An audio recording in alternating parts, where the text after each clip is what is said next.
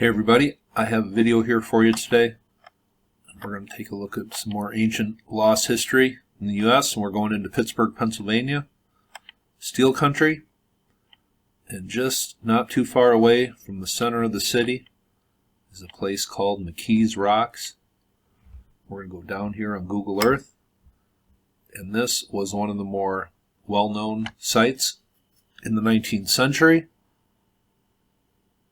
A lost mound was located at the top of what remains of the bluff here that a long time ago overlooked the river. The shore has changed, but on top of here is some lost history and still some controversy today, and I'm going to play you a clip, and I would just appreciate any comments from people in this area who know a little bit about this history, because this is really lost history here. Now, before I get to a few articles I want to show you and read a little, I just want to show you a drawing that was done in the mid-1700s, right down in this area here. Let me just show you that drawing. But here is a drawing that was done in 1756. Here is that outcropping of rock that I showed you on Google Earth, what remains of it today. It was a lot larger 300 years ago. There was a large Indian mound up on top of here.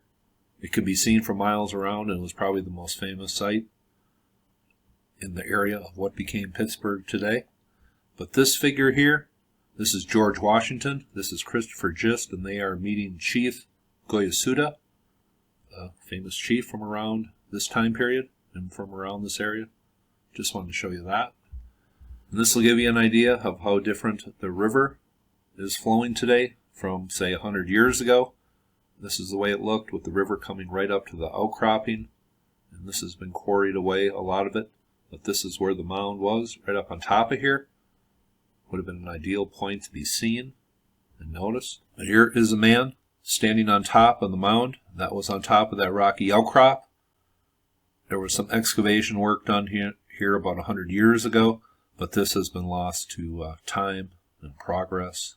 Here are some workers excavating the big mound, and I think there is between 2 and 3 dozen skeletons found in here.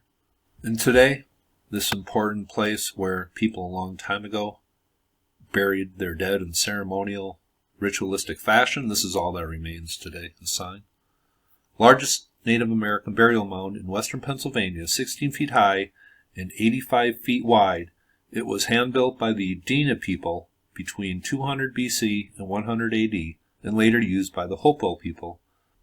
Late 19th century excavations uncovered 33 skeletons and artifacts made of stone, copper, and shells, and that seemed to be the way a lot of these people were buried. There was tortoise shells, stone, artifacts, jewelry from all the way down the Mississippi as far as the Gulf of Mexico. Some of these places had artifacts from. Here is an old newspaper article. McKees Rocks Indian Mound is a center of historical incidents, is a part of early life in Pittsburgh. Probably the most famous early site, coming from 200-300 years ago in the place we call Pittsburgh today. And here's an article, and I'll leave a couple links below, but here they did some coring on this rock outcrop and really reduced it from its original size, and the Indian mound has really been reduced to just, I guess, its base. But it just says here, one day in the mid-1890s, a boy playing baseball with his buddies in McKees Rocks looked down and saw what he thought was a tree root sticking out of the ground. The boy had a bat, so he took a swat at the root. What bounded out of the ground was, however, a shin bone. He and his friends did what every other American kid would do. They dug further. Eventually they unearthed a human skeleton. And that's one story of the discovery of the ancient McKees Rocks Indian Mound. We've also read that early farmers in the area sometimes plowed up skulls of those buried in a sitting position. And I'm going to be talking about a few more sites in Pennsylvania and some skeletons that were very large. It says, few people talk about the mound anymore, but at one time it was one of the area's most striking features. It rises above the Bottoms neighborhood of McKees Rocks and overlooks the Ohio River near Brunrot Island. In 1896, an Andrew Carnegie-funded excavation turned up the remains of up to 39 people, along with some pottery, beads, and axe and other artifacts of the Adena people who lived thousands of years ago. Since then, the mound has been mauled and otherwise mistreated. As early as 1926, the Pittsburgh Press worried that the public is standing by in utter apathy and indifference while the mound is being hauled down and destroyed.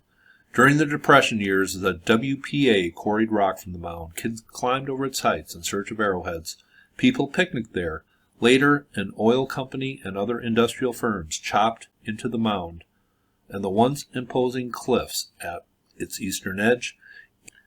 It says, in May 1951, newspapers made a big deal out of spirits rising up in revenge after 2 boys nearly got killed while digging a cave into the mound. They were later rescued and revived, and I guess there has been legends of kind of a curse on this place since these remains were dug up. The notoriety and importance of this place, well, here is a pic coming from the turn of the century, over 100 years ago. And this is a group of strikers meeting up here on top of this outcrop by the Indian Mound. McKees Rocks Strike, it is called. But Washington met a chief here, and this place was obviously an important meeting place in what became Pittsburgh. But when you get into the whole topic of archaeology and the mound builders and looking at the remains of people who were buried in a sacred way, it becomes a sticky issue. And here at this site, there seems to be some controversy, and I'm just going to play you a clip from a newscast. And if you have any current information on this site and this topic, please leave it in the comments below. But here is that clip from a newscast from Pittsburgh. An old Indian burial mound discovered right here in western Pennsylvania. The discovery was actually made decades ago. Now new at 6, a battle over the bodies buried there. Team 4 investigator Paul Van Osdal says one group wants the bones out of a box, back in the ground. Within sight of downtown, you have one of the most historic places in western Pennsylvania, an Indian burial mound that dates back thousands of years. But the problem is, much of this site is now being used for heavy industry.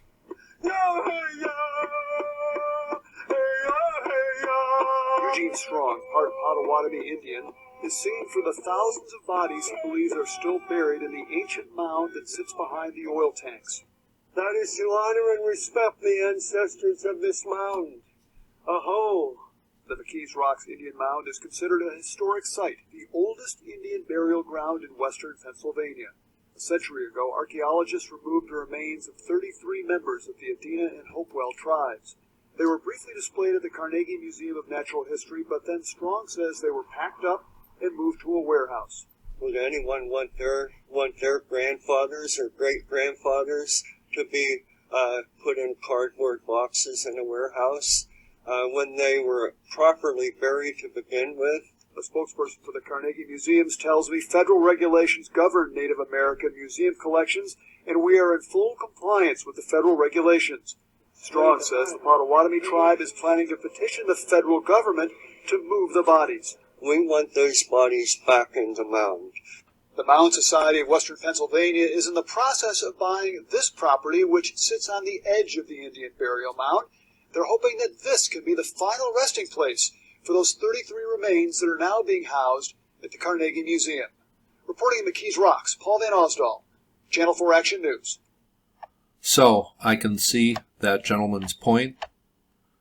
People were buried in a sacred, ritualistic fashion. Should those bones be replaced up here? Well, that is a topic with much debate. But this is McKees Rock today, an important place in early Pittsburgh. I just thought I would make this video. This is some lost history. I enjoy making these videos. Some of these sites aren't that impressive as far as structure, but obviously very sacred, very important to the people who once lived here. Hope you thought that was cool, and you all have a very nice day.